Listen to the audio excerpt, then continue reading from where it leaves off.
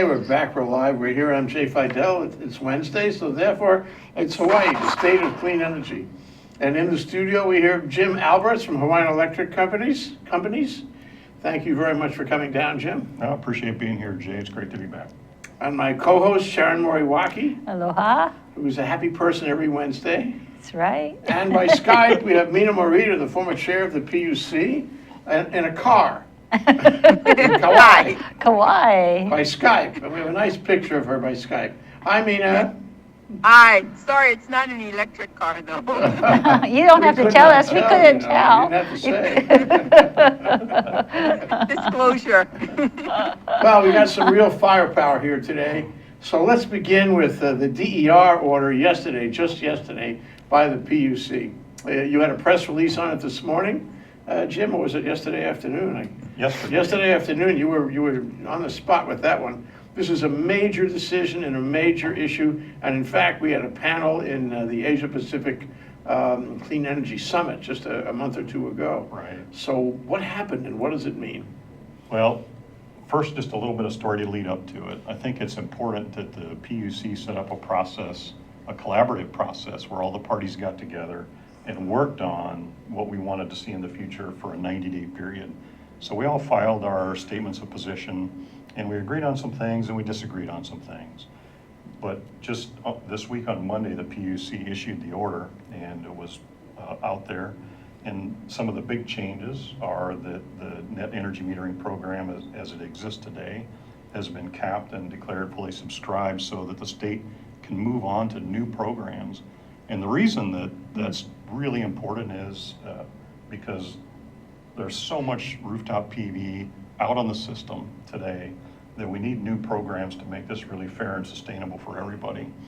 And I think the PUC did a really nice job of evaluating the options and expressing what those right decision points should be in the best interest of customers. And I think that's how we have to look at this. From a customer point of view, this is a great thing because it gives people more options longer into the future, and it really makes renewable energy or rooftop solar a key part of renewable energy in the future. Yeah, distributed energy is a big thing. It was a big thing in our panel. I'm so glad you filed the application in the first place. There were people like me waiting for you to file that application. Why? Because it was not fair before. And now, good for them, good for you that it is more fair. How close is the order to the position, that you expressed originally? In other words, how close was what you wanted to what they wanted? At a high level, the key issues, we were closely aligned with the consumer advocate and DBED on what needs to happen with the future of net energy metering, and we differed a little bit on what the price point should be, so the PUC looked at the alternatives and rendered their decisions. So the export rate for rooftop solar is now on Oahu residential 15 cents a kilowatt hour rather than the retail rate, which is a proxy for the avoided cost of energy. So trying to get people ready in Hawaii for what a competitive market might look like for energy into the grid. Yet the 15 cents is lower than what Hawaiian Electric was suggesting. You were more right than you thought you were right. Well, we used a little different calculation to come at it. I think the way the PUC did it was probably cleaner and more transparent, easier for everybody to understand. So if you look at the 12-month history of that avoided cost of energy over the past 12 months from June, it comes out to 15.07 cents on Oahu. Mm-hmm. So is that 15% throughout, or is it going to change depending on whatever? 15 cents. 15 cents. Is that forever, or it's going to change depending on what? No, it's fixed for 2 years, and I think the important part of that fix for 2 years is a signal that this needs to continue to evolve. So the PUC has set up phase 2 of this process, and it'll begin in 30 days. So the intent of this, at least my interpretation, is that this was all about putting programs out that make this fair and sustainable in the near term while we work on the long-term vision for renewable energy. So at least this prepares and gives options for customers that want to choose that option, and it's good for all customers. Yeah, and it leaves the guy who doesn't have solar with options too. That's really important. That's right. Now, what about the grandfather aspect? Can you describe what happened? Sure. So the grandfathering was addressed as part of the order, and anybody who has a net energy metering agreement or had gone through the completeness review process in the application system would be grandfathered as part of net energy metering. If your application comes in after October 12th, then you'll be part of the new programs, October 12th. which would have been. That was when Yes, the yes. order was issued. Yeah.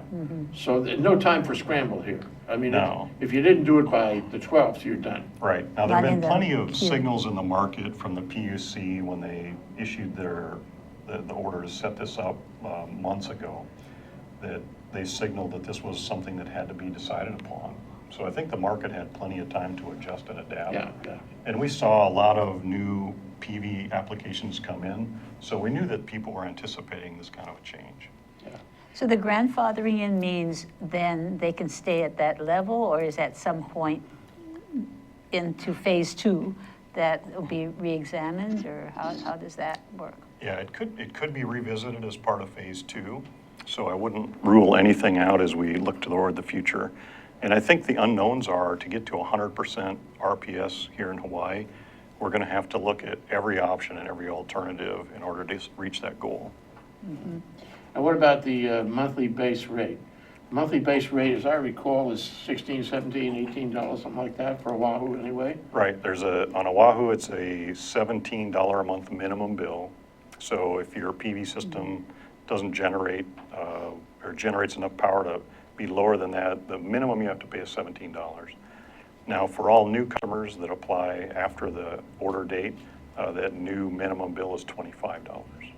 That's not That's much still, more. yeah. You guys, Hawaiian Electric was asking for more than that. So you're not getting as much as you wanted on this score. No, well, we felt that $25 was fair. As we went through the collaborative process with all the parties, and we looked at the information, we thought that was a fair compromise. And you mentioned to me before the show began that the grandfather would also grandfather a consumer in at the lower monthly rate, just the way he's grandfathered in for the retail value export. Right, so anybody who's on the net energy metering program today, as well as all other customers, would still receive the $17 a month minimum bill. That would only be resolved through a rate case process or another order from the commission. Okay, my reaction, but I'd really like yours. My reaction is, well, it took a year to do it, but it's a reasonable job, and they did it in a relatively collaborative way. There are no great surprises here. Their head was in the right place, and good for them. That's the way I come out. How do you come out? Yeah, we think this is a good order because it's great for customers. And we have to think about this in terms of all customers, not just those that have PV systems. So in terms of balance and sustainability for new programs going forward to take us to the next level, this was a great outcome. Yeah. Now, the things that have to happen, what has to happen to either implement or, as Sharon suggests, adjust it, for the passage of time, change in the market? Right, so in the back of the order, there were a bunch of dates for deliverables and changes that have to be made, and they're a pretty tight timeline. Some of them are within 5 days, some within 30 days. But I think the PUC is definitely signaling that they're serious about this, and so are we. So we're going to meet those timelines and dates, and we want to offer these programs immediately to customers so they can continue to grow rooftop solar. So what are you thinking about in terms of the kinds of programs? You mentioned this allows you to now develop new programs or push out new programs. Like, what might that be? Sure, there were 3 broad categories. The first one is a program called a self-supply system. And that self-supply system means you can get an expedited approval process for a system that you put on your roof with storage that you only use, whatever you generate, you use in your home. You don't export any power into the grid. Or if it's inadvertent, you don't get compensated for it. That can be done very efficiently. The next program is called a grid supply, which means it's designed to export to the system. And that's the one we talked about where if you export, you're going to get a 15-cent credit in Oahu for residential rate. And the third option is a time of use rate. And this time of use rate would be available for all customers. Now, the great thing about a time of use rate is today there's a lot of overproduction during the day between 10 and 2 on a bright sunny day. So designed rates that allow us to offer a proper alignment of costs so people can get a lower rate during the day, during that overproduction. That means people are going to change their behaviors. They're going to use more power during the middle part of the day. And it doesn't require storage right now to achieve that. So it's the least cost option for us right now to be able to start to leverage that.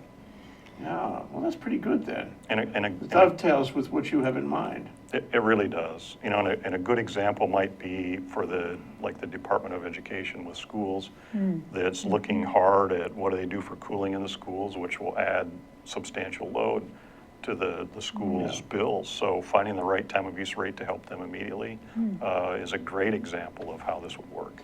So what challenges, Jim, do you see coming down the pike on this? You know, nothing is perfect, and what do you see you're going to have to work on to get it done?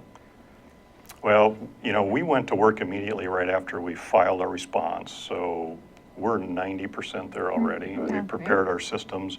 We're going to have to make a few modifications, though, because we made a commitment to whatever the outcome was, we were pledged to support it, whatever the PUC ruled on. So we are standing ready to do that. Okay. So that third program, the one that everybody can come on and time of use, Right. Do they need to sign on, or is you can do it automatically? If I use it during the day, then, you know, it's okay? No, we'll have to, I mean, there's a special meter that has to be installed, so we'll communicate and let people know what that option is and what it takes to be a part of that program. So you have to sign on, so you'll give something out in the electric bill or something? Yep, Sign up. we'll let people know what that option is. And the important part about time of use rates, though, is people really have to understand what the benefit might be. And you have to be willing to change your behaviors, because if you sign up for a time of use rate that's cheaper during the middle part of the day to use that over solar production, but it's more expensive at night during our peak. So if you don't change your behavior and you You're come gonna be home at night and overcharged. continue to use power, what we don't want is people's bills to go up. So we want this to be an option to use the energy and lower bills for customers. So you have to do some training before you even Yeah, start that. part of do. that is a real-time report to them. I don't know if that's in the cards, but, you know, when I come home and I turn all the lights on, and a little voice comes out of the woodwork and says, "Jay, this is not a good thing." You're gonna be charged more this month. Now, it'll be in the beginning, it'll be kind of the old school approach, manually read meters, but in the future with proposals with our smart meter systems that we're going to make to the PUC, we'll be able to do that. We'll be able to send people text messages, emails, you're getting close to your budget, that kind of thing. But in the beginning, it'll be more manual. Yeah, but you know, in general, this is the first time we've had time of use, and it is a great step forward. It's historic, you know, in the continuum of developing clean energy in Hawaii. It's historic. It really is. And the thing I really like about this process that we went through is it was all out in the open. It was very transparent. Many parties got to weigh in on this and provide input. So it was a comprehensive review, and the good thing is there's an order out. We can all action upon that now, and we can go to work for customers, because that's what we do. Great.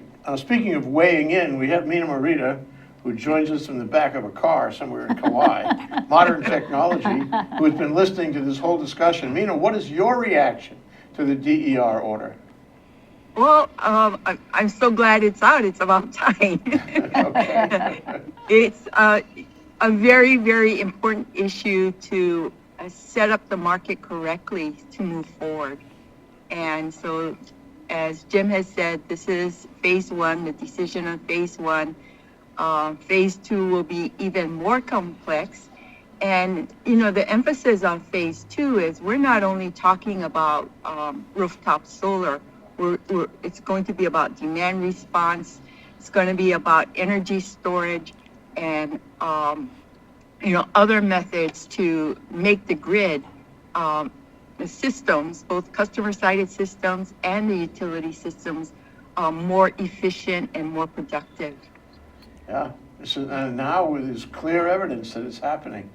Yeah. We're into the high-tech part of things now. So what is phase two if we're not going to break? What Yep. is this? Yeah, we won't simply- take a break for Okay, now. We'll take a simply- break in a few minutes. Okay, but not now. simply, what would phase two cover? So, well, phase two is scheduled to start 30 days following the order. So there'll be a technical workshop, and we'll go through a process to identify the issues and then the PUC would determine what those final list of issues are, and we'll go to work on those. But as Mina described, phase 2 is the exciting part. How do you really make this the future for people in Hawaii to get to that 100% RPS?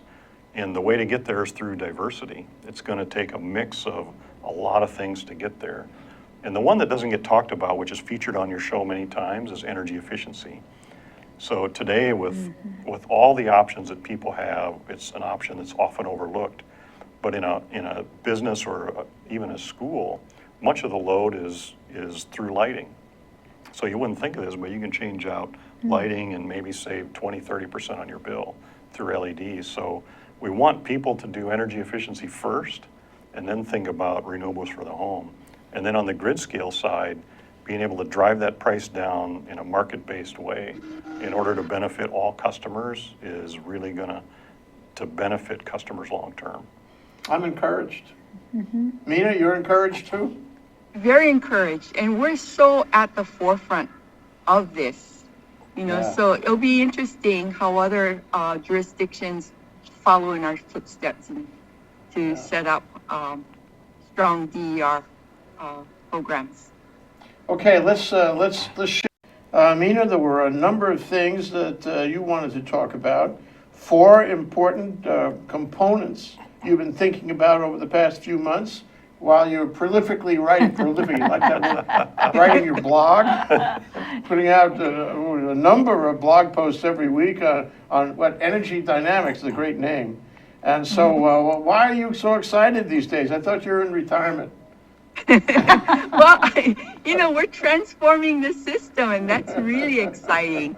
I've been at this almost 19 years, and, we're finally seeing things happening, and, that's why I can't let go. That's great, I'm glad.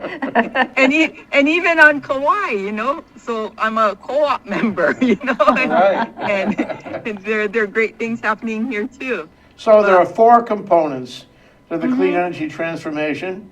They're not so well covered. You've been covering them in your blog, and a way to give the average person a way to understand the bigger picture. And the first one, which I'd like you to discuss, is the component of public education, which is probably the most important of all the components, yeah? Right, and I think, Jim sort of touched on it. People have to understand the energy system and things like time of use. I bet you a majority of customers don't know what time of use rates are. So I see the blog as an attempt to provide some general information about energy, to sometimes myth bust, because there are a lot of inaccuracies out there.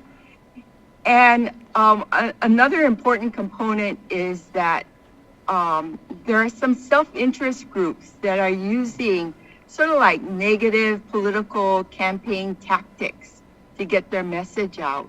And it's more of a marketing strategy rather than something that's being solution-oriented. That is absolutely true. I have received telephone calls at home proving to me that it's exactly what it was, a marketing strategy.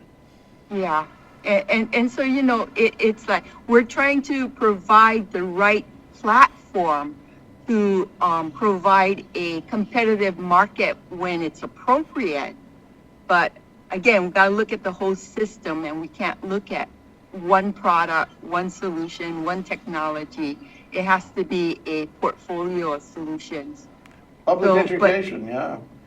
Yeah. And this is part of it right now today. I hope you mention it in your blog that we discussed this, and we had Jim Alberts here to discuss this in our energy show today, Mina, okay?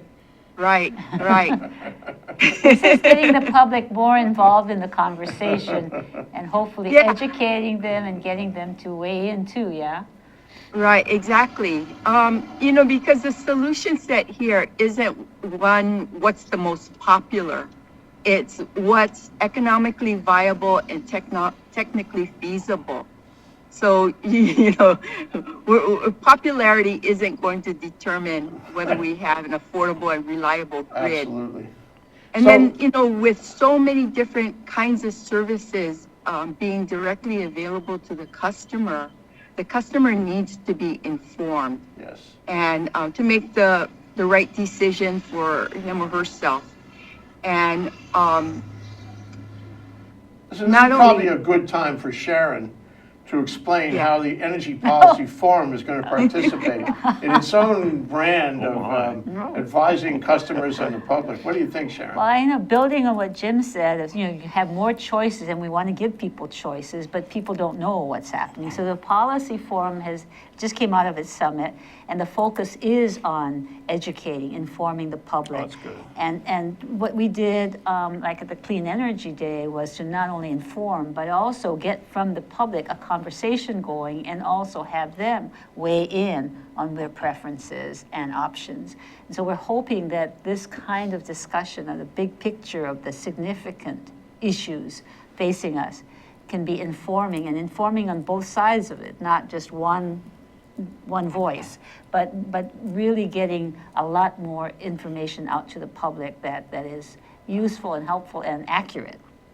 And we hope through that means that we can have a more educated community who is then ready and willing and more informed to make the good decisions or give you their choices in a more informed way. Just remember that repetitio mater studiorum, Yes, right. which is Latin, which means that repetition is the mother of study. Oh, my I goodness. mean, if you say it once, even on ThinkTech, that's not enough.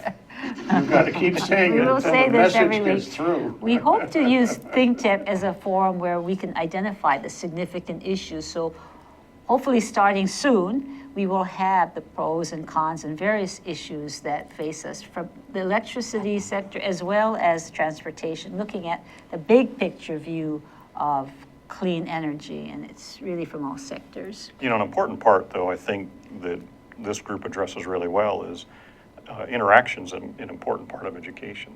So even Yes, during agreed. Dialogue. the Clean Energy Day, to be able to do the meeting SIF, to get feedback immediately, I think those kind of signals are great, and it allows everybody to participate. Because if education is just one way, I don't think it works terribly right. well. Yeah. So we have to be willing, us and everyone, to be able to listen and provide the programs, products, and services that serve our customers, and that's what we're focused on. It has to be two-way, because you're not sure if anybody's getting the message unless it is two-way. No, that's absolutely right. So there're going to be some trial and error along the way, so we are going to get some things right, maybe some things wrong, but the purpose is to move forward. That's good. Very So good. and in that regard, the second component that Mina said she wanted to talk about is what the future should look like, the vision. We have to Well- establish our vision, right? Yeah, well, and I think education is an important, it's actually a subset of the education part, because how do we know what to ask for in the future if we don't know or understand where we want to get to? I don't know, there's a Yogi Berra kind of statement in there somewhere. But we, first of all, we need to better understand the role of the utility. We need to understand the role of all these service providers and the role, and not only role, the role and responsibility of the utility, the role and the responsibility of the service providers, and the role and the responsibility of the customer. And so that has to all come together, and really to understand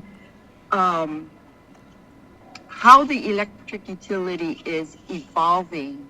And it's not one model, but it's an evolution of different models kind of working into each other. And, we're moving out of the traditional asset building utility where was primarily cost of service regulation, and the utilities built the infrastructure and operated, and they were fairly compensated for their cost and their investments. And so we're moving away from that to other people making investments into the structure. and moving into more like a service provider.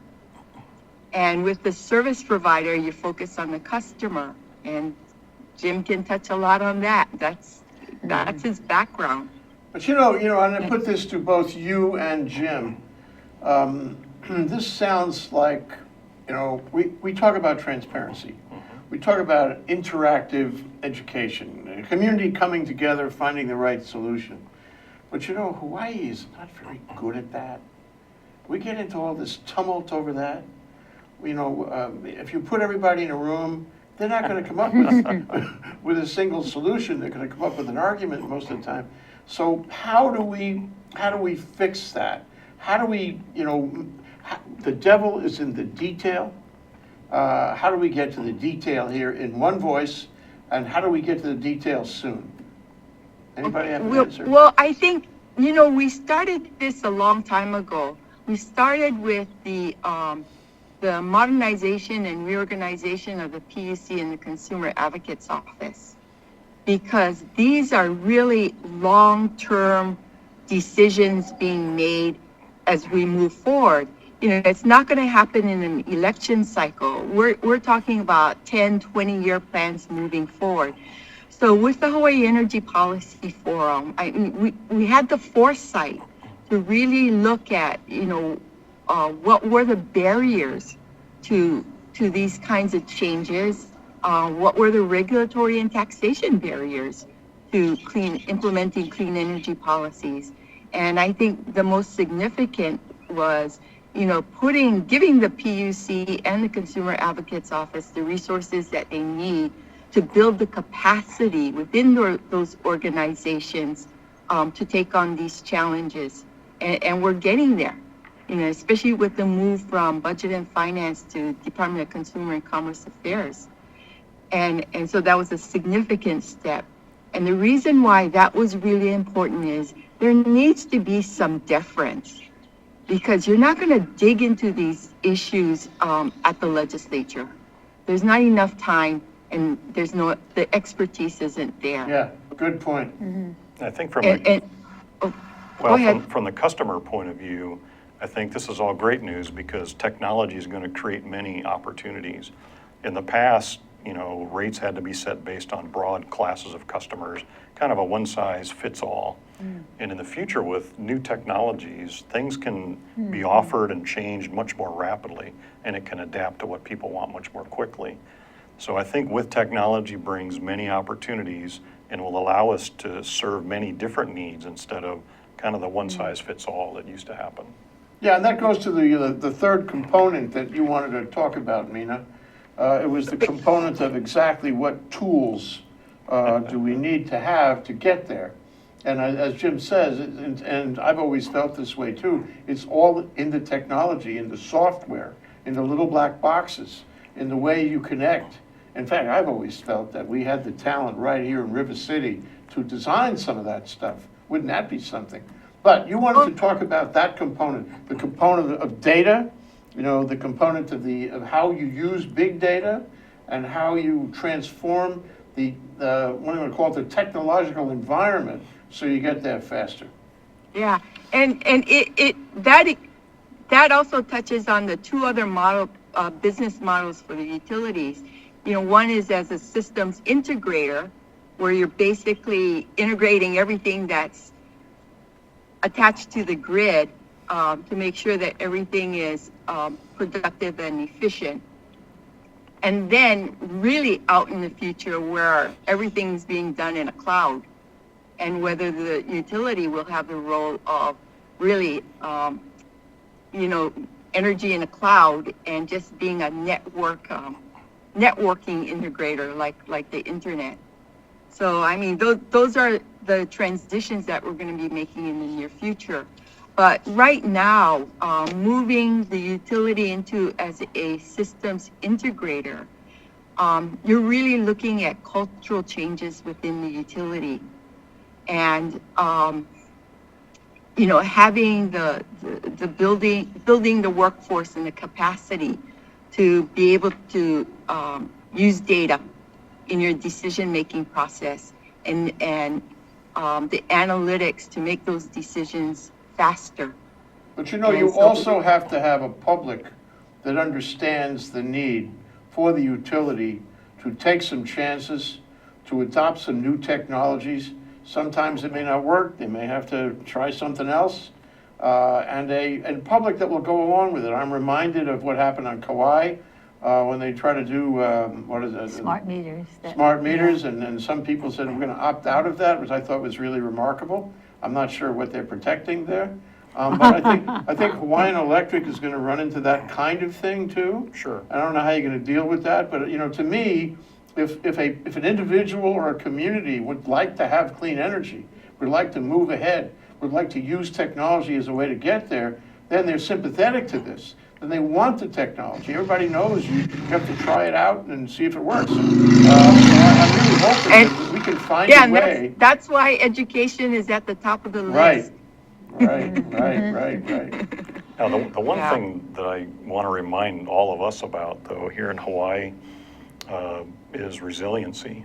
So electricity is an essential service to us, and we're out in the middle of the ocean. So we need to make sure and balance that risk along the way.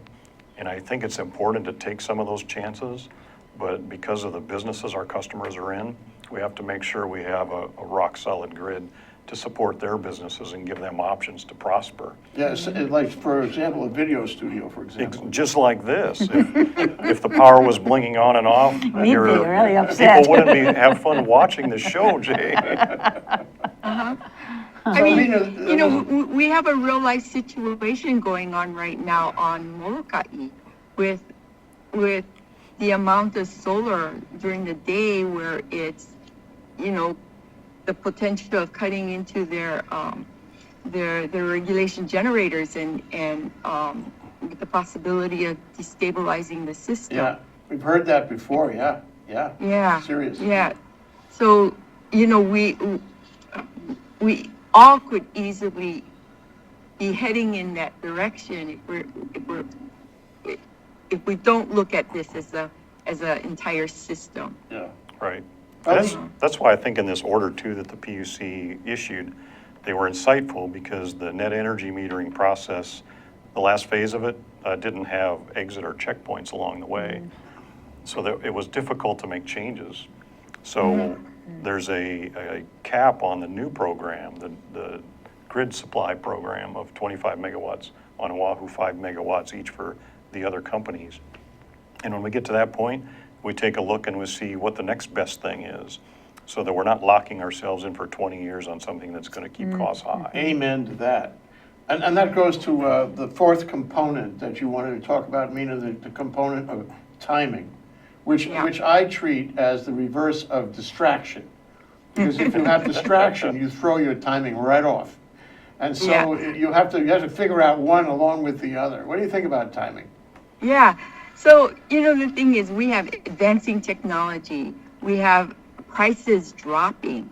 I mean, it's pretty amazing because in places like Austin and Austin, Texas, and in Nevada, you know, they're signing utility scale PPAs for 4 cents and under.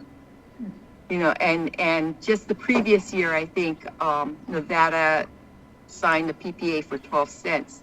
So you see prices dropping, so you don't want to be locked in for the long term and high cost. That's right.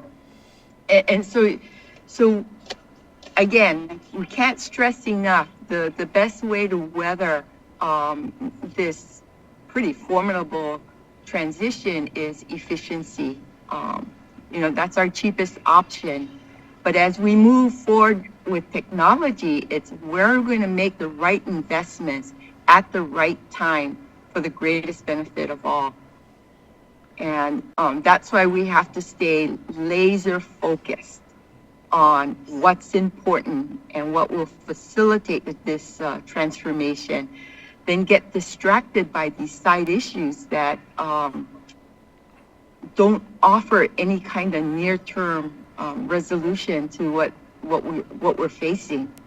Well, let me thought that all this about co-ops and municipal power companies in the neighbor islands, that sounds to me like, it sounds to me like you're referring to distractions, you're referring to them.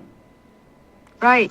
I mean, if you look at the municipal model, one of the things that has to happen is probably a change in the law, because right now the county's authority is over water, wastewater, and solid waste. Electricity is not explicit in the county's authority. So that has to be looked at carefully.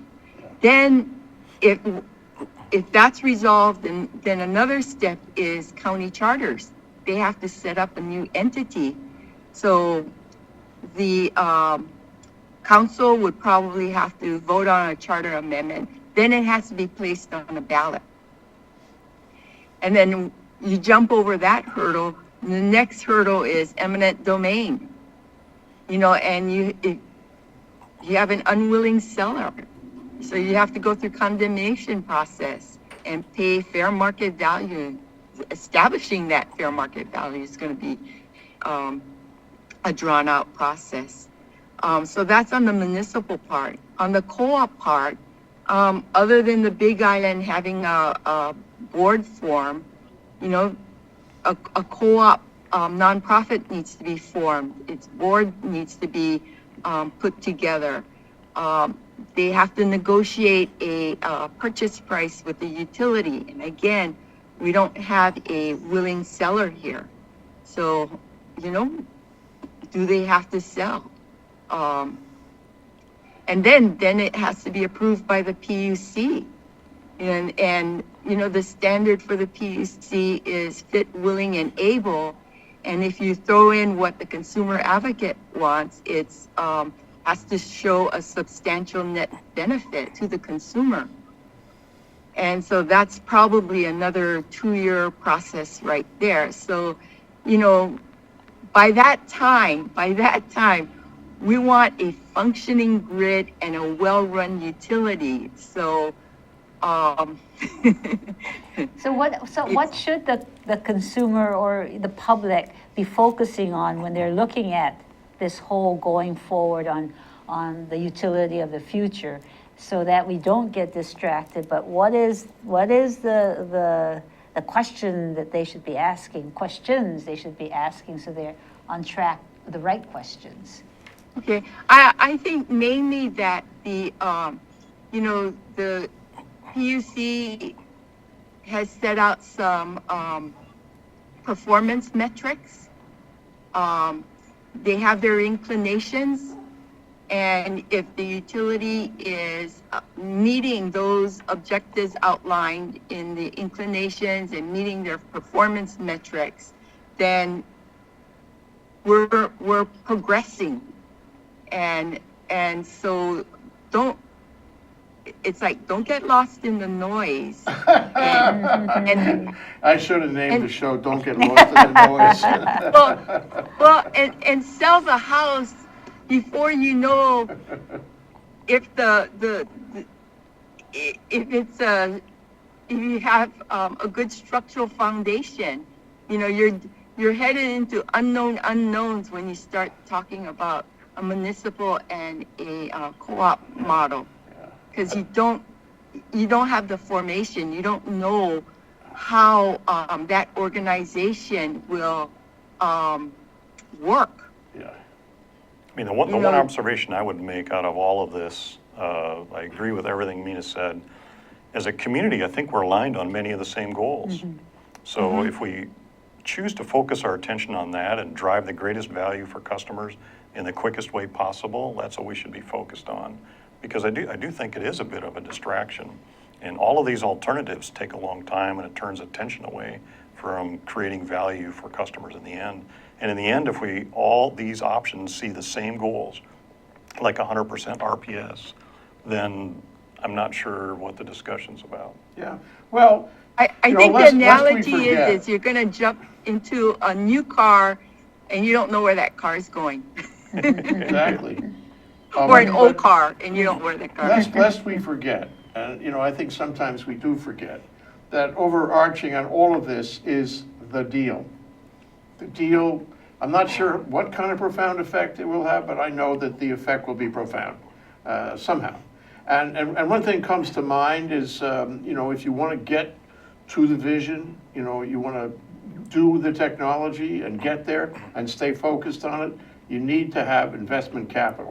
The more investment capital you have, the more technology you can buy and invest in, and the faster, am I right about this? Faster we get there. And that goes to the question of how important is the NextEra deal in terms of getting to where we've been talking about all hour?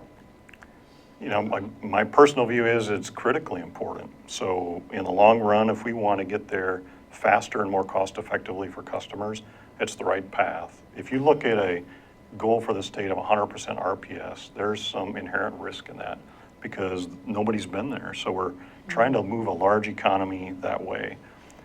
So a smaller company can get there, but it encounters more risk because you have to try things. Like you said earlier, Jay, some things will work, some things won't. And the things that work are great, but the things that don't, if they're big, they can really hurt you. So a larger company can help be more of a bellwether to absorb that risk. And NextEra as a whole, they've done a lot of great things for their customers. So if you base your evaluation on their actions, they've driven down costs for customers, and they're the nation's largest provider of wind and solar. So they're really like renewables. They think it has a great place and it is the future, same with storage, and they're doing right by their customers.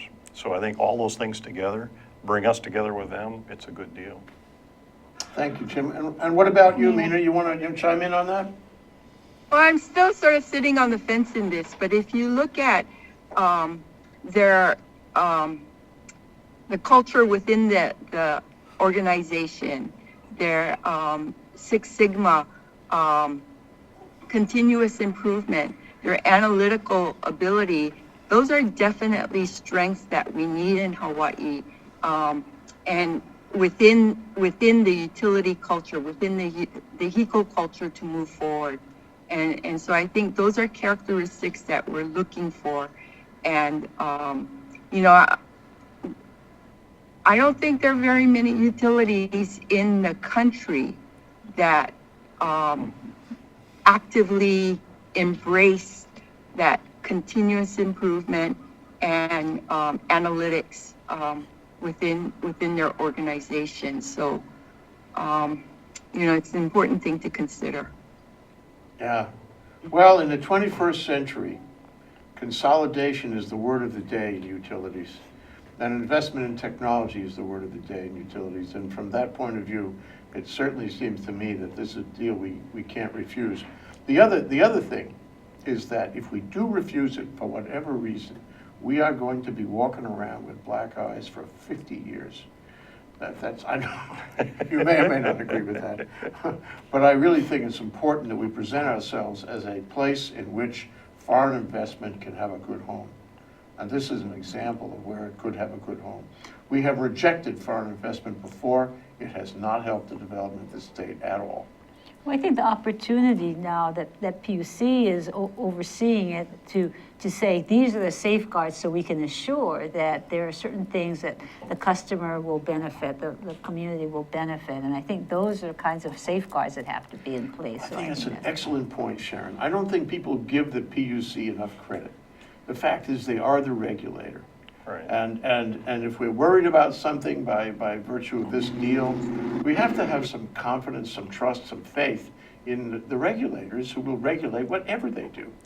I don't think we need to have the kind of concerns that have been expressed. It's an enormous process, right? By the time this started to the time it finishes, it's probably a year and a half to get through everything. So it's going to be evaluated from nearly every vantage point possible with lots of input from many interveners. So I think it'll be carefully studied, and I hope at the end people evaluate it for what it is, an opportunity to help customers. I think two things. One that the PUC has opened the door to all of this. So not only the interveners, but having the public comment. So the more we can educate the public, the more informed they could be in weighing in on helpful weighing in and not just opinions thrown out, but really, these are the choices that I would like to have. Yeah. This is how I'd like my utility to operate. Yeah. It's what Mina says, that now is the time we have to focus on education. We'll all do better if we all understand it. So Mina, And then we always offer and- the lady who is in the car, it's the car lady approach, Oh, my goodness, It works well. the opportunity to make the closing statement, okay? And I guess you're entitled to that because you're in the car. Why don't you summarize for us and tell us what we've learned today? Well, moving forward, again, those 4 components: education, understanding the vision, understanding what's important in moving forward. And what was the 4th one? The data and timing. Timing is important. If we want this to happen, that's what we have to do. And so again, we're upon one of the most important decisions in our state's history, one of the most important business decisions in our state's history that affects almost everybody throughout the state of Hawaii. So I hope through ThinkTech and through the Hawaii Energy Policy Forum that people can be more informed. And at the end of this process, we walk away knowing we did the best job possible in transforming our energy system. Thank you, Mina Thank Morita. you. Very good. And Jim Alberts, Jim. say good night. Good night, everybody. Thank you so much, both of you, Jim and Mina, Thank you, Jim. to Thank you, set us on the Sharon. right path. Aloha, All you right, guys. aloha, everyone.